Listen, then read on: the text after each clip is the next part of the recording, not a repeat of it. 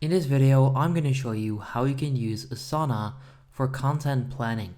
Let's get into it right away. So here I am on Asana. In case you're wondering, I'm using the free plan, so you don't need a paid plan. What you can do is simply set up a specific project. So you can see I've got YouTube management.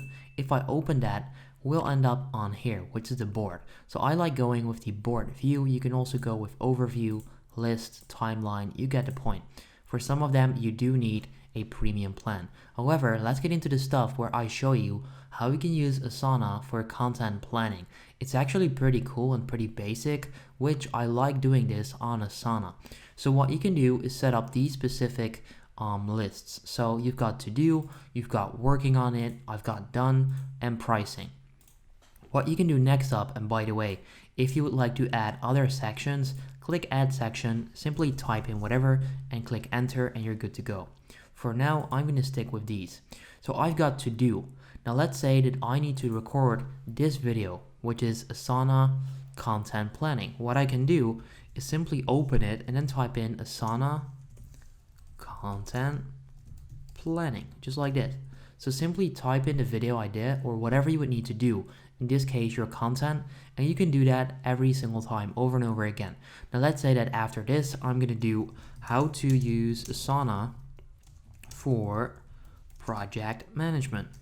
I would type in that specific piece of content, and then next up what I can do is simply shift this over, drag it over to working on it as of right now, because at the time of recording this, of course, I'm recording this video, which makes sense. So what you can do is simply drag this over to working on it. Now what you can do is write down the entire list of content that you need to get done in here. So let's say content 1, I'm just going to name them like this to make it easy and give you guys more context, make it visual, but it's pretty basic, right? Simply write down all of the content. Next up, what you can do is click on a specific card and you can then assign people to it. Now let's say that you're not doing all of this alone. What you can do is simply add assignees to a specific task. Let's say that content 1 needs to be done by How to Digital. I can then add that account and he'll then see that he needs to do that. And that's the great way to do this if you're working with a team. Let's say that you're running a content agency. You need to produce a lot of content. You can put in the to-do things right there and assign people to them. You can also add a due date.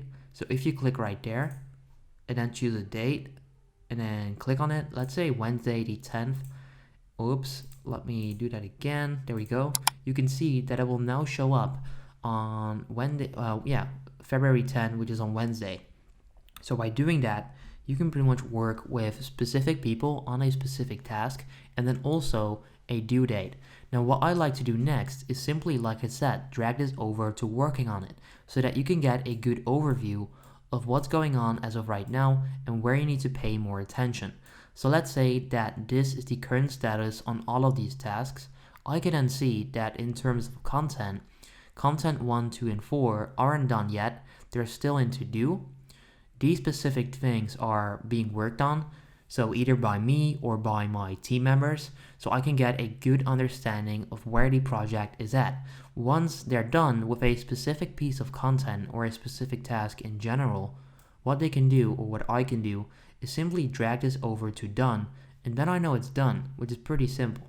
Now, let's say that you're working in a different field where content is costing you money.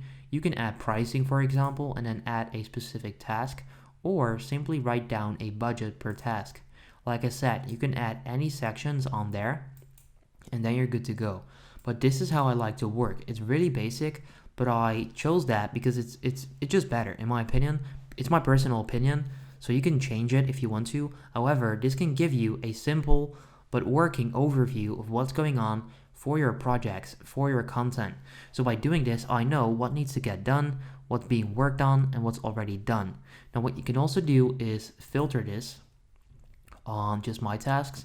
So let's say that I'm the manager, I can filter just on my stuff, and you can see that by doing that, this is great to work in because then I can filter out all the unnecessary stuff from things that I don't even need to do, which is perfect, right?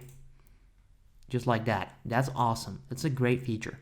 Now you can filter all of this stuff. So You can also filter on due dates, assignees, and you can also filter on a custom, and you can then click right there, or just put in a specific email. So let's say that you're working with a couple of people, you can put in their email and then see what they're working on for that specific week or whatever it is, just a specific project. You can also customize it if you want to. However, I don't really work with this too much. Like I said, I'll keep it basic, I'll keep it simple. Just a to-do list, a working on it, and a done, is simply dragging over cards into the other one once you're done. Pretty basic, but it works.